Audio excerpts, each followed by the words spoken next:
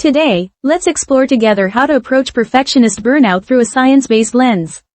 If you've been feeling exhausted from constantly pushing yourself to impossible standards, wondering why achievements never bring lasting satisfaction, you're not alone. Recent research suggests that perfectionist burnout isn't a character weakness but a specific pattern that affects our brain and nervous system in measurable ways. Current research shows some fascinating insights about perfectionist burnout. A comprehensive analysis of over 50 studies found that certain types of perfectionism are strongly connected to burnout symptoms, with correlation values ranging from 0.45 to 0.6. This means that perfectionistic concerns, particularly fear of making mistakes and harsh self-criticism, have a medium to large relationship with feelings of exhaustion and cynicism. A research institution studied over 1,200 participants and discovered that while perfectionist tendencies might correlate with higher performance, they consistently relate to lower psychological well-being across all measured areas. What's particularly interesting is that neuroscience research reveals perfectionist individuals show heightened activity in the anterior cingulate cortex during error monitoring, which creates chronic stress responses that can lead to cognitive exhaustion. Brain imaging studies suggest that perfectionist burnout is associated with decreased activity in reward processing regions of the brain, which might explain why achievements often feel empty or unsatisfying. Research institutions have found that this pattern creates distinctive changes in brain anatomy and functioning, particularly affecting the prefrontal cortex that's responsible for emotional regulation and decision-making. What gives hope is that clinical effectiveness data shows mindfulness-based interventions specifically targeting perfectionist thinking patterns can achieve 50 to 70% improvement rates in burnout symptoms within 8 to 12 weeks. Self-compassion appears to act as a crucial mediating factor, with research showing that perfectionistic concerns lead to significantly lower self-compassion scores, which in turn predicts higher psychological distress. Now, let's explore some practical methods that research suggests might be helpful. The first approach involves implementing what researchers call a good enough protocol. This means setting specific, realistic standards for different areas of your life rather than applying the same high standards everywhere. You might choose 85% for work projects, 70% for household tasks, and 80% for social commitments. Research indicates this approach might reduce perfectionist-related distress by up to 40% within 4 weeks when practiced consistently. The second method focuses on activating self-compassion neural pathways.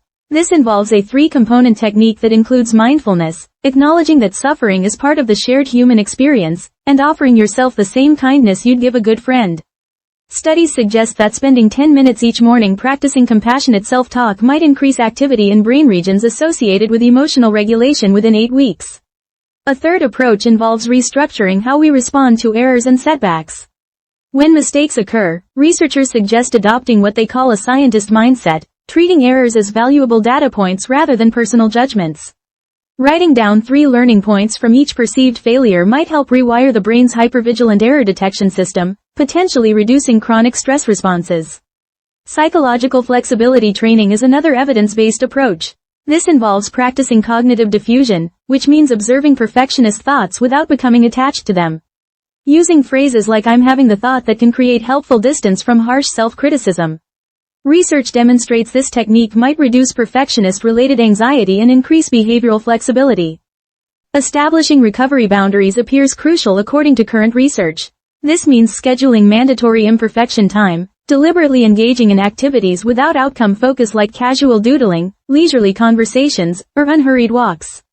Protecting this time allows the prefrontal cortex to recover from chronic overactivation, with studies suggesting improvements in cognitive function and emotional regulation within 2 to 4 weeks. Finally, optimizing achievement motivation involves shifting from performance goals, which focus on proving ability, to mastery goals, which emphasize developing skills. Focusing on process over outcome and celebrating effort and learning rather than just results might maintain high performance while reducing burnout risk significantly. To summarize what we discussed today, first, perfectionist burnout stems from specific brain activation patterns rather than personal weakness. Second, self-compassion appears to rewire stress responses more effectively than self-criticism. Third, good enough standards might actually improve overall life satisfaction compared to perfectionistic standards. Fourth, mistakes represent neurological learning opportunities rather than failures. Fifth, recovery requires deliberate imperfection practice on a daily basis. Sixth, process focus might maintain excellence while preventing exhaustion. Remember that breaking free from perfectionist burnout is possible by working with your brain's natural healing mechanisms rather than against them. These scientifically informed methods might restore your energy, creativity, and joy in achievement when practiced consistently over weeks and months. Change is possible when we realize that sustainable excellence might come not from perfect standards, but from compassionate, flexible approaches that honor both our ambitions and our humanity. If today's discussion provided any support, please hit the like button. If you'd like to continue learning about mental health together, please subscribe. May your hearts feel a little lighter. Thank you for listening until the end today.